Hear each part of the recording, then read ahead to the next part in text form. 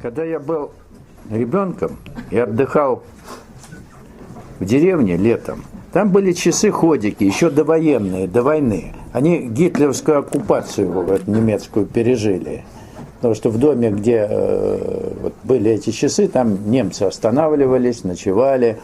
И эти часы были, ходики, они вот так ходили, гирю подтянешь, очень простые, тук-тук-тук-тук. И вот мой дядя, которому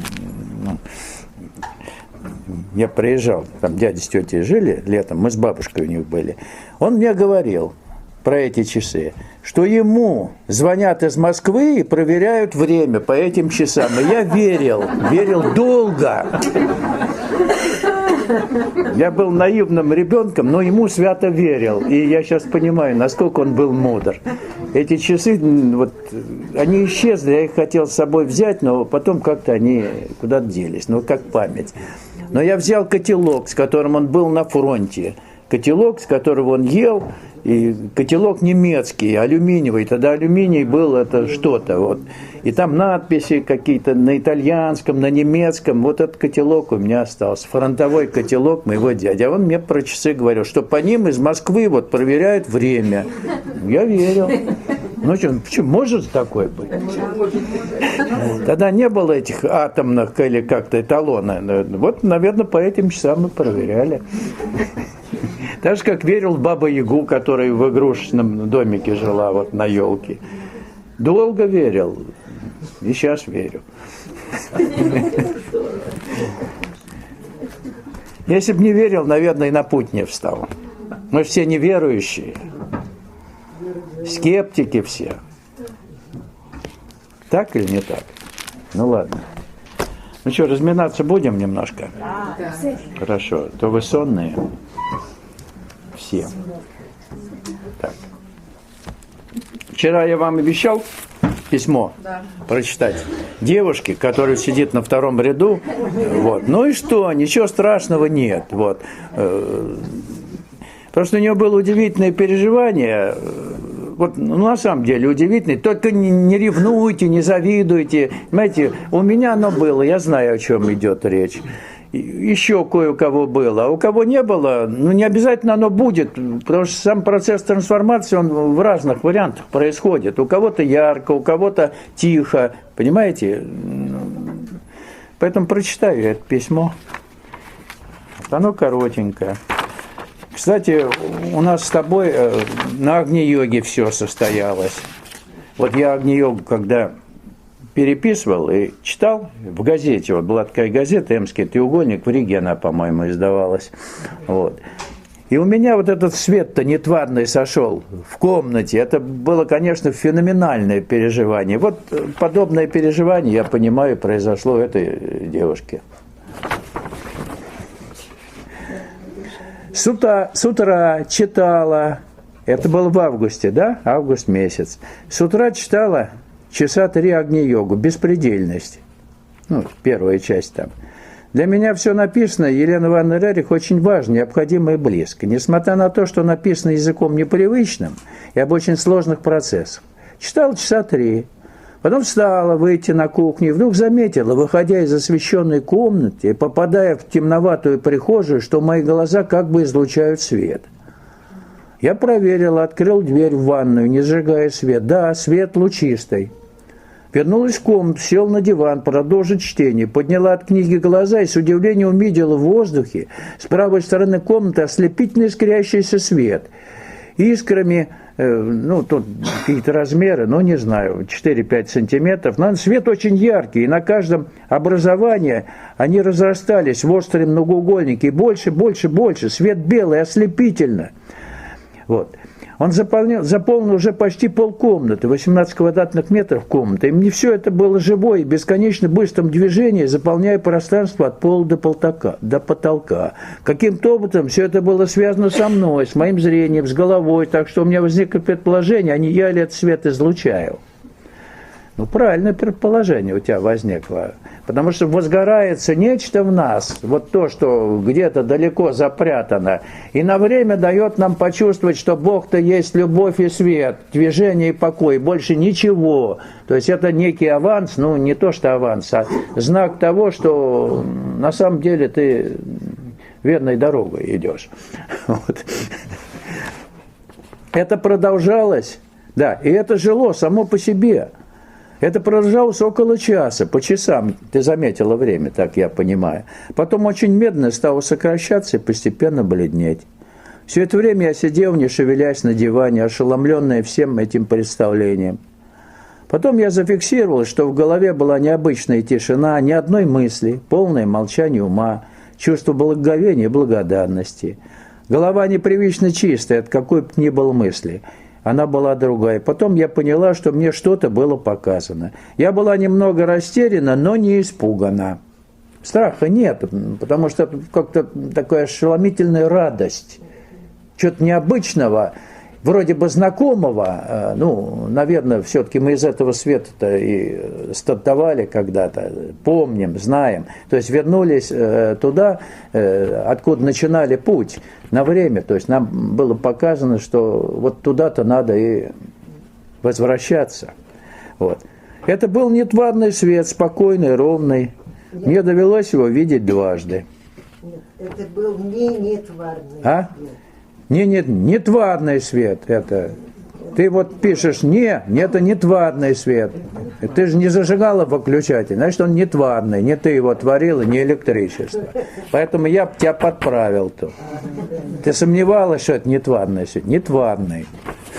Понятно? Ну ладно. Вот такое замечательное переживание. Вот.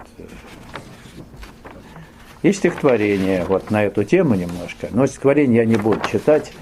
Правильно? Я на ночь его сам прочитал, и все в порядке. Вот так. Ладно, теперь что? Продолжим вчерашнюю нашу беседу. Я думаю, что именно среди детей находятся те, кто может начать новую расу. Взрослые люди жестковаты. Ведь я все время боролась с людьми, которые пришли сюда, чтобы чувствовать себя комфортно и быть свободными, делать то, что им нравится. Я им говорю, мир велик, вы можете идти. Ни души, ни стремлений, ничего. То есть она оценивает людей, которые приходили в ашрам, весьма пессимистично. Бездельники, она прямо говорит об этом. Чтобы им было комфортно, от мира они устали, мир колючий, а здесь они могут делать то, что им вздумается, никто их не контролирует. То есть свободно живущие люди по своим каким-то там эгоистическим мотивам. То есть подавляющее большинство состоявшихся взрослых людей, которые прибывают в ашрам, просто никчемные, бездушные бездельники, пустоцветы. Она это констатирует. Удобно устроившись в святом месте, они прикрывают свое ничего не делание, естественно, по причине отсутствия сердечного стремления, разного рода высокопарными фразами о духовности. Рассуждают о духовности. Там какие-то есть коллективные медитации. Понятно, все собрались к небу туда, воздевают руки, что-то делают в определенных позах. В общем, полное безделье. Полное безделье. В связи с этим она возлагает все-таки надежды на духовно ориентированную молодежь, которой необходимо дать, я понимаю, духовное просвещение правильное. Понимаете? Если нет правильного духовного просвещения, то духовно ориентированная молодежь гибнет. От непонимания, из-за непонимания смысла собственного существования, или куда-то попадает, Бог знает куда, или пытается бежать от реальности, которая окружает, не понимая вообще, что им здесь делать, в наркотики, в компьютер, и вообще уходит из жизни просто. Вот беда нынешнего времени. И у молодых людей еще, память, в силу еще недостаточной, что ли, эгоистичности, еще не поглотила память о божественном. Вот у ребенка она есть еще, эта память. глубинное, психогенетическое. А потом социум, эгоистичность сознания, вот вовлечение в социум сводит это все на нет. Она это понимает. У меня впечатление, что они все старые, и только я молода, она говорит. Они довольствуются своими маленькими глупыми удовольствиями, которые не ведут никуда. Они заняты тем, что они будут есть сегодня. Есть будут. Вот. Это очень важный вопрос. Лишь бы чувствовать себя комфортно. Это все, что им нужно. И быть свободными. То есть делать некоторые глупости, которые они не сделали бы в мире. Вот характеристика людей, пребывающих в ашрам. Они думают, что сегодня поесть. Вкусненького, там что-то особенного. Вот это главное, что их заботит. И делать глупости. Она говорит, что они читают какие-то комиксы, смотрят идиотские фильмы. Ну, вот это их занятие. В ашраме, в святом месте, якобы.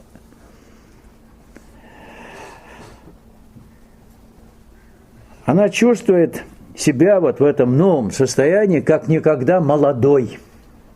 В жизни она себя так не чувствовала, как вот чувствует здесь, в этом возрасте 93 лет, молодой среди всех этих стариков, духовных, якобы, делателей, безнадежных стариков, у коих на первом месте физический комфорт и разовые духовные удовольствия, в форме медитации, например.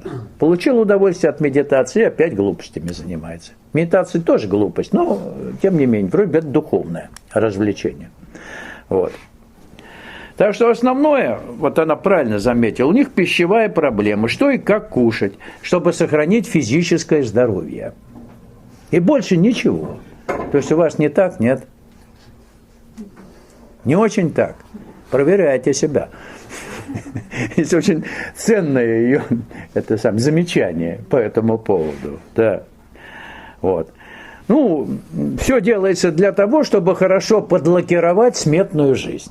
А ее подлакируешь, она вроде бы вечная. А? Чего вы так смотрите?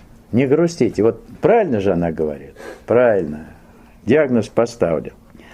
Их эгоистичное сознание большей частью мечется между вкусной и здоровой пищей, между едой и надуманным ими Богом. Вот оно мечется.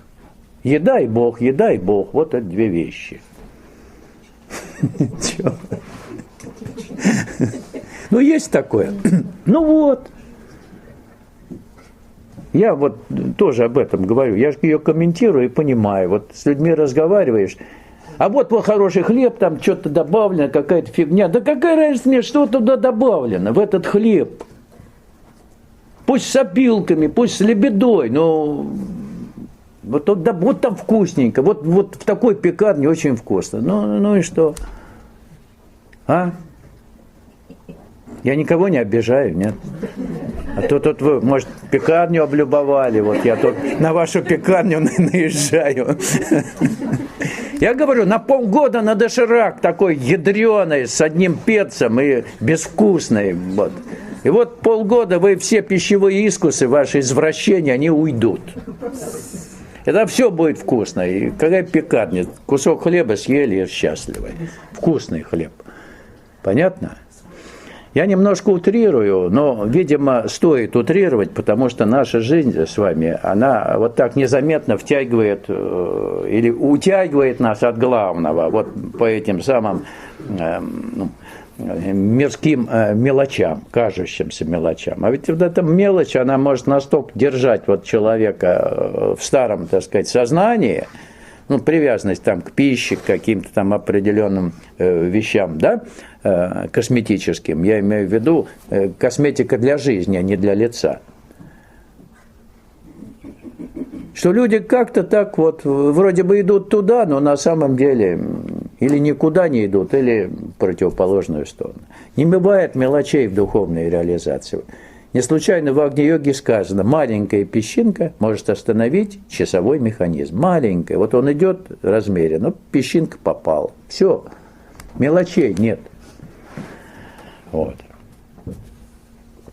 Я вижу только это, говорит она, не то, что они думают, что они говорят, все это кажется поверхностным и неинтересным, только состояние восприимчивости, в котором они находятся. То есть слова и мысли людей, то, что они хотят казаться, и то, кем они хотят казаться перед вами, в диагностике по вибрациям, по ощущениям абсолютно не важно. Это видеть совершенно не нужно. Важна восприимчивость. Воспринимаешь ты вибрация света истины, либо нет. Либо да, либо нет. Тут всего две вещи. Вот это важно. А так ты можешь думать что угодно, ну, может и хорошие у тебя мысли, может и плохие, но если ты восприимчив, то все, пойдет так, как надо. Если нет, ну, увы. Какие бы красивые слова ты не произносил, все это будет впустую. То есть да или нет, ошибок не бывает. Свой-чужой, готов или не готов. Сегодня мир вот поляризуется очень сильно. Люди в мире, они поляризуются совершенно очевидно. Вот идет эта поляризация. Меньшая часть людей идет туда, куда следует. Вот те, кто не то что выбрал путь, а которые не могут иначе жить просто. Я могу выбрать, но мой выбор может оказаться эгоистичным. То есть не получу того, чего хочу, и выбор у меня переменится. Бывает так? То есть когда деваться некуда, все. Вот это важно. Вот это выбор души. Потому что ничто вас не удовлетворит, иное, кроме как правильный выбор. Вот. Трудность возникает из-за того, что большинство не понимает, сколь проста эта вещь. Большинство из них еще ищет переживания наверху, ищет разных видений, картинок, молчания ума и так далее. Тогда как это совершенно не то. Вот она говорит о том, что большинство духовных мотыльков, ну такие мотыльки есть духовные, знаете, вот порхают, вот, особенно среди молодежи, которые соблазняются заманчивыми посулами безмерно распространившихся разного рода гуру, мастеров жизни, которые обещают им за короткий срок, там, за 2-3 недели, за 2-3 месяца сделать из них духовных суперменов. Очень быстро все, мы вам все оформим. Вот. С духовностью будет все в порядке, выдадим диплом за подписью Господа Бога, да? Ну, примерно. Потому что он мастер жизни, он посвящен, кто-то на него там что-то наложил, чего-то наложил, я не знаю, во что-то. Вот. То есть они подтверждают. Дипломы все выдаются, понятно, лукавым, да? Вот Господь Бог дипломов не выдает. Он либо есть в тебе, либо нет. Печати не ставит.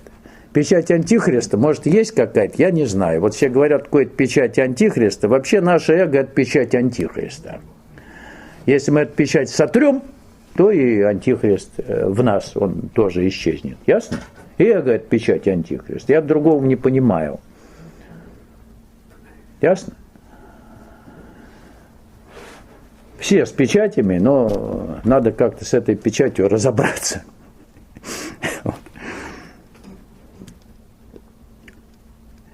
И все вот те легковерные мотыльки, которые попадают под влияние этих духовных учителей разного рода, так сказать, которые используют древние музейные практики или доморощенные новомодные методики, ими изобретенными, чем все это заканчивается? Это заканчивается, как правило, бесплодной пожизненной эксплуатацией разного рода трудоемких методов. Всю жизнь ты эксплуатируешь какой-то трудоемкий метод. Ты думаешь, что ты идешь по пути духовной реализации. Вообще-то в духовной работе надо ничего не делать. Потом надо наслаждаться плодами духовной работы. Потрудился, дисциплинированно, вначале сделал то, что надо. А то только наблюдай. Жизнь начинается. Без трудоемких методов, вообще без методов, сама по себе жизнь становится легкой, воздушной и молодой. Вот она говорит, я молодая, я никогда не чувствовала себя такой молодой. Она же никаких методов не использует, вы заметили, она просто рассказывает о своем новом состоянии. И все. И как она видит мир из этого нового состояния. Больше она ни о чем не говорит ведь. И предупреждает еще нас, памятуя о том, что с ней было до того, как она стала свободной. Вот это вот не надо делать, вот эта вот проблемка может возникнуть. Понятно? То есть дает нам наставление практика, который знает, как было и как стало. А не по книжке. Вот так должно быть. Ценность-то в том, что практик-эволюционист сегодня это редко встречающееся явление. Эксплуататоры методов и музейных практик, ради бога, их много. А практиков мало. Единицы. Надо, чтобы число их все-таки увеличилось. Вот. А потому не валяйте дурака. И как можно скорее становитесь на путь сознательной эволюции. Альтернатив ему не существует, этому пути. Нету альтернатив. Не найдете. Вы ищете легких путей, но самый легкий путь – это путь сознательной духовной эволюции, потому что это с участием Господа вся работа идет. Не вы работаете, не вы трудитесь, не вы упираетесь. Понятно? Но поначалу этот путь требует дисциплины, достаточно жесткой. Повседневного поведения дисциплина должна быть. Понимаете, да?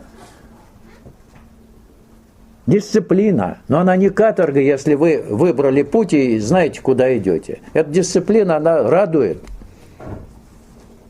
Потому что есть результаты. Каждодневно вы ощущаете понемножку вот какие-то знаки определенные.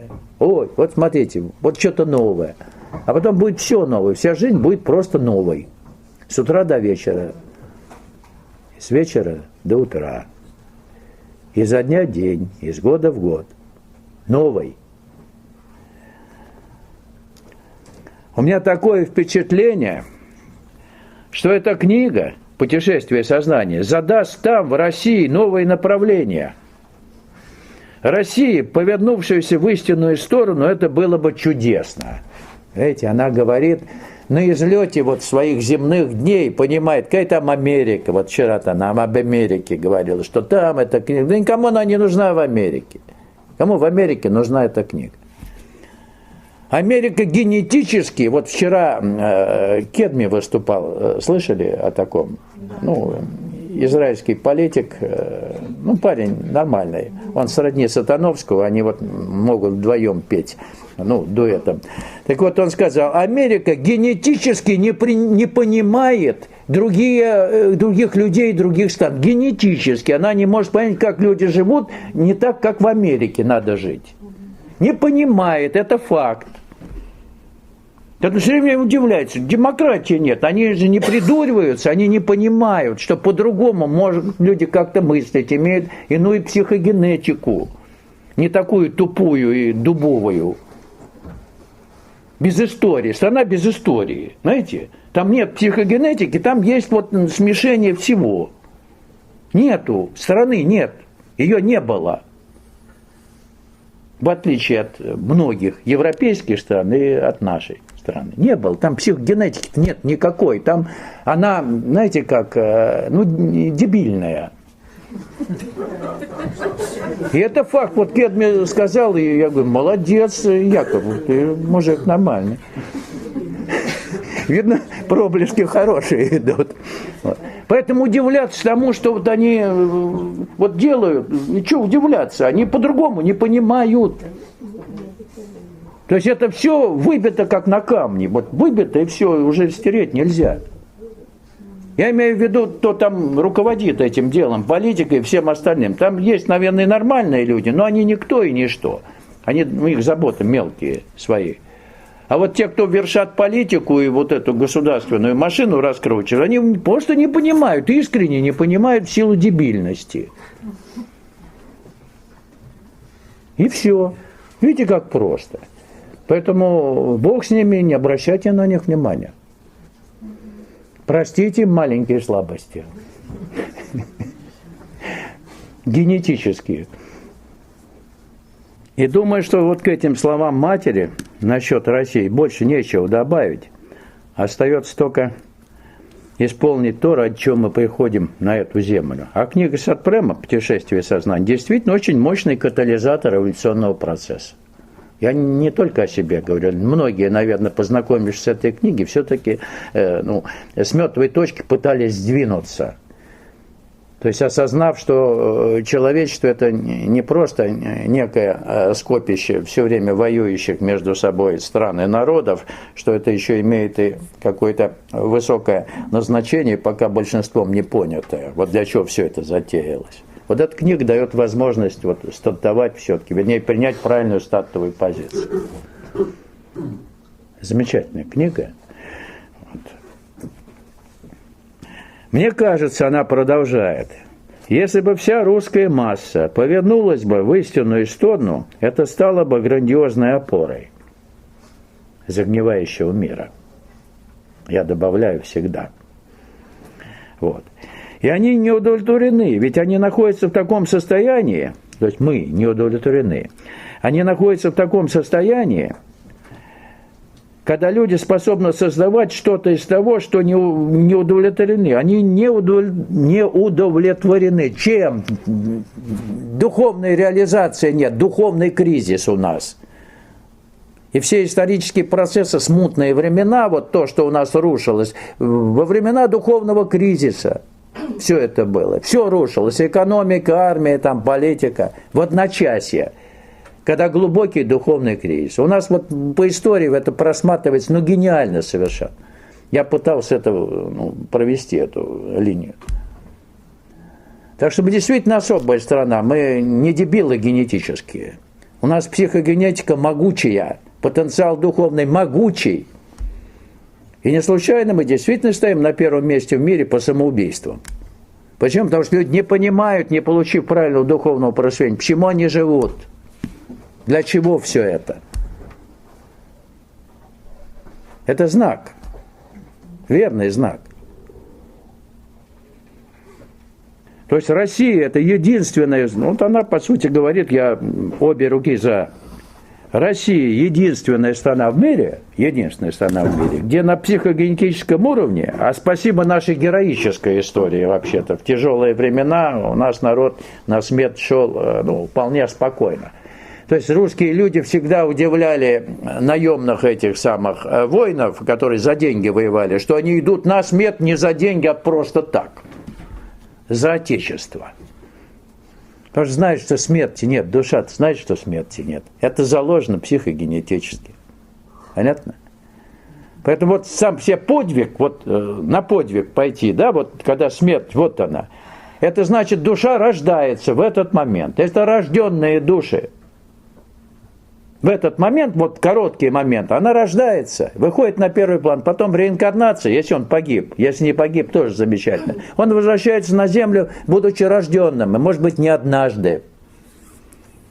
Вот наша психогенетика как накапливалась. Формировалась. Из воплощения в воплощение.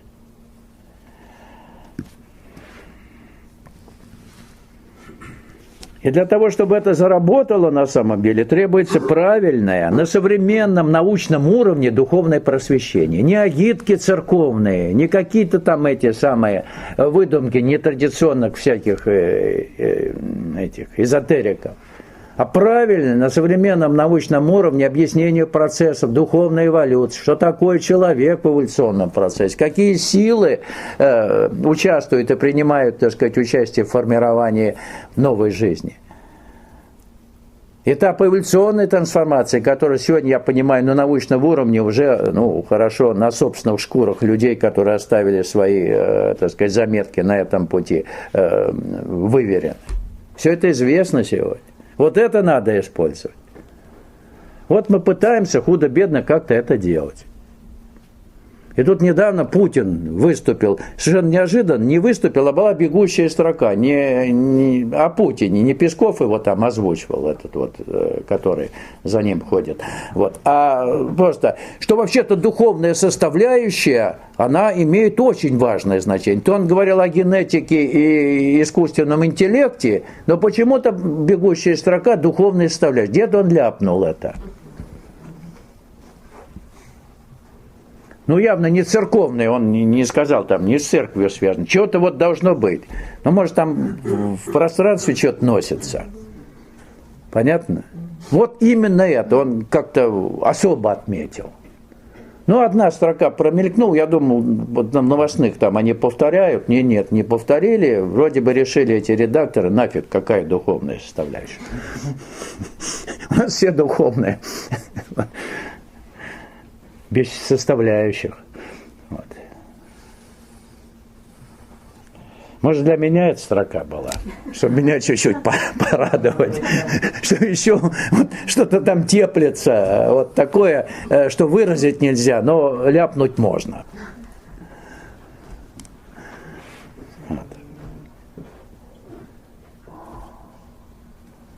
А что сегодня мы имеем? Средневековая религиозность. Новомодные, оккультные, эзотерические течения, но они не могут удовлетворить растущую духовную жажду у людей, которые имеют духовный талант. Не могут. Я думаю, что вы тоже побывали, поискали, многие из вас походили и поняли, ну не то. Слава Богу, если не повредились. Ну, коль повредились, но душа выправит. Вот что сегодня для нас важно. Вот опять она о книге «Путешествие сознания». Людям очень нужна эта книга. Я получаю письма на десятках страниц, где мне рассказывают о духовных переживаниях. О духовных, она в кавычках это берет. А на самом деле это полностью витальное переживание.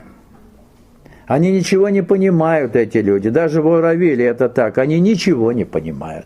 То есть они витальные переживания, вот эти чувства, эти подъемы, высшие витальные, они принимают за духовное. Это абсолютно не то.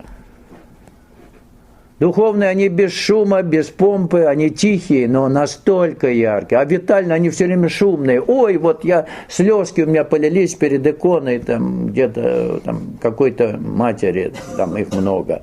Вот. Буду туда ходить, вот я чувствую, что это мое.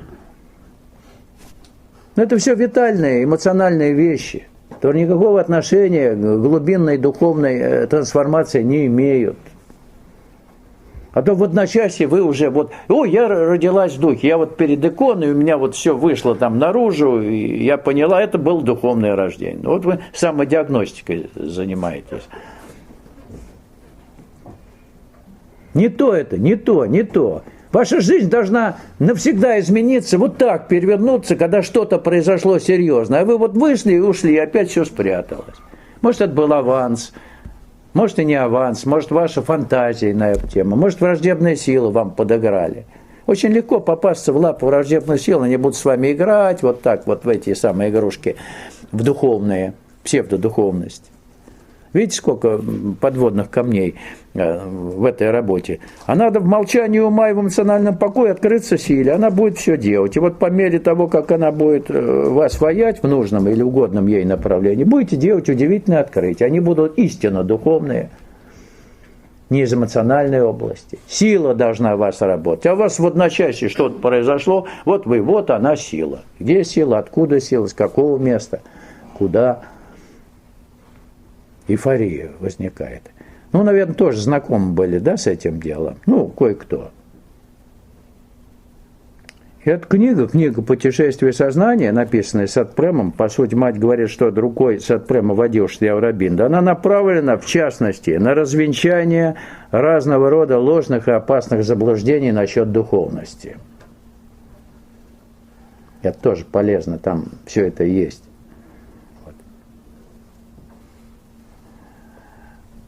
И вот в своих работах, посвященных проблеме духовной эволюции, мы, по сути, закрыли этот вопрос, чтобы разделить ложное и истинное. Вот надо это закрыть вопрос, чтобы больше, так сказать, не возникало вопросов, что витальные какие-то или псевдодуховные переживания вы принимали за истину. Вот мы попытались это как-то все разделить. Ведь есть божественное, есть только божественное, говорит она, но оно разделено на противоположности, и крайняя противоположность может быть затронута, побеждена только путем трансформации. Божественной крайностью обычные средства тут не помогают. Только божественная крайность может трансформировать темную крайность. Абсорбировать, втянуть в себя, уничтожить темноту. Только поглотив ее, можно остановить ее действие, то есть действие темноты. Так вот, все есть вообще-то божественное, ибо все есть сознание. Все есть божественное. В поле вот этой игры мы находимся, найди себя. Но в этой игре есть и то, что, божественное, как темная сторона, для поляризации светлая сторона, но все есть божественное. Темное в неведении, светлое, готовое к просвещению или в процессе просвещения. То есть божественное есть все. Не надо делить мир на Бога и дьявола. И вот это крайнее божественное, в смысле света, способно обратить к свету то темное божественное, которое находится в состоянии неведения или невежества. То есть это игра. Есть две крайности. И вот в результате игры вот та крайность темная должна быть, как мать говорит, абсорбирована вот этой самой светом.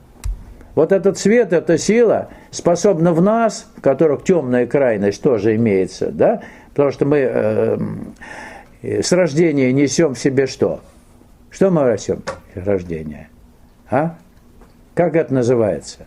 Ну как? Как? Животное. А? Животное начало.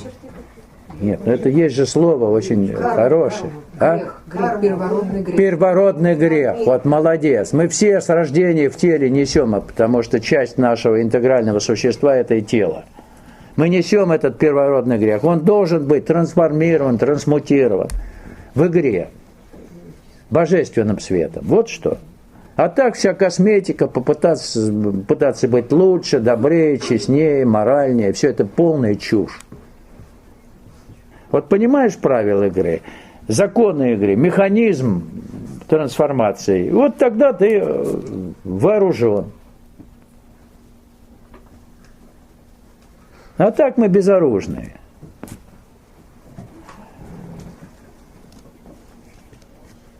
И всегда надо помнить золотое правило божественной эволюции, что невозможно человеку, возможно Богу. Понятно? Вот это должно быть золотым правилом, взятым на вооружение. А откуда Бога взять? Да Он везде.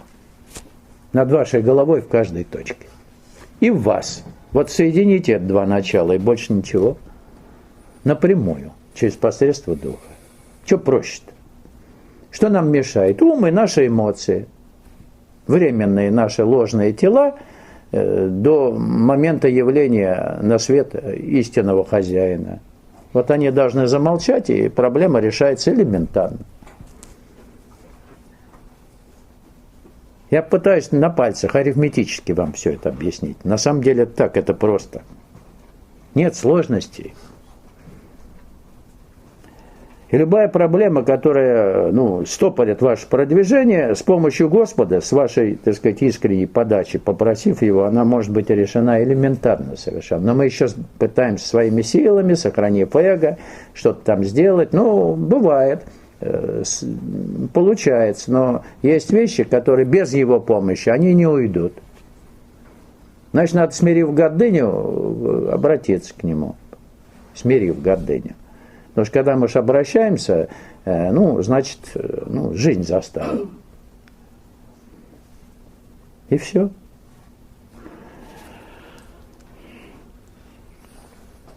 Но требуется грандиозная сила, особенно сила терпения. Что важнее всего, это сила терпения, которую ничто не может сломить. Так вот, в работе на пути сознательной духовной эволюции требуется огромная выдержка и терпение. Что такое терпение? Не торопить события, не ждать результатов, не предвосхищать их, не впадать в уныние, не отчаиваться. Время.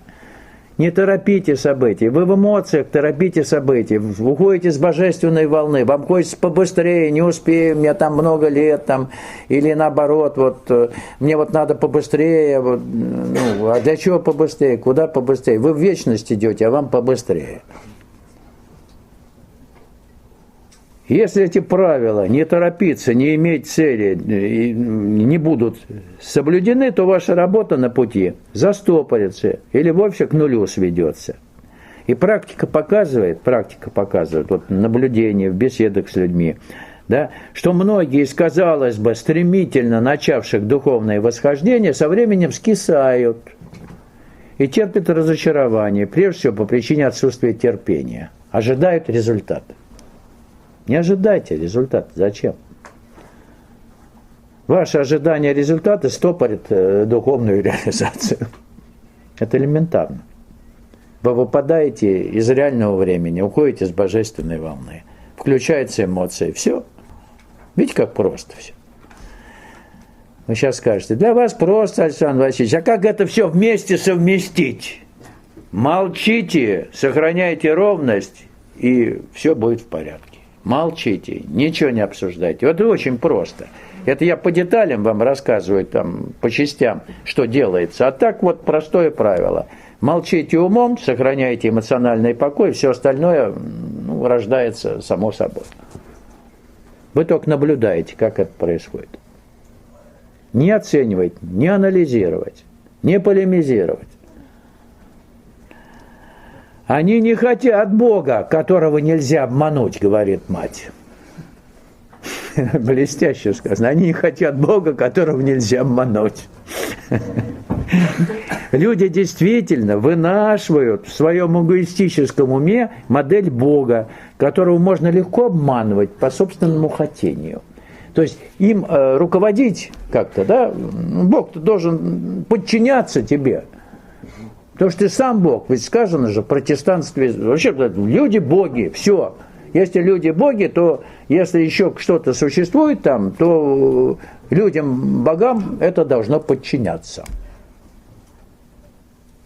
Так вот, как Бога обмануть? Надо лицемерно прикинуться бедным, больным, несчастным, да? Как его еще обманешь? Ты же прикидываешься, вот я больной, несчастный, это лицемерие, ты понимаешь, тебе просто надо от него что-то получить, да? Чтобы выторговать для себя у него какие-то льготы, какие-то материальные подачки. Поэтому люди становятся несчастными, обращаясь к Богу, они вот к той модели, которая должна им, бедным и несчастным, благоволить. К модели Бога. Бог и модель Бога – это разные вещи. Вот. Но тайное всегда становится явным, и тот Господь, который есть Всевышний, Он все это понимает, и что Он вам будет благоволить-то? С какой стати-то? А? Его главная задача-то, чтобы вы, в общем-то, вернулись домой, а вы хотите оставаться там, где вы сидите, но чтобы вам было комфортнее и лучше с вашей эгоистической точки зрения. Поэтому вас всего лишит, здоровья лишит, материального лишит, чтобы не лицемерили. Тот, кто не лицемерит, как-то живет, не просит у Бога ничего, ну и вроде ничего. А если вы лицемерите и с Богом играете вот это купи-продай, это страшно. Понятно? Лучше просто живите и все. Берите от жизни все. К нему не обращайтесь. Вот как-то метко выразился с вами Вивекананда, он скажет, что Бог не настолько глуп, чтобы быть игрушкой всякого идиота.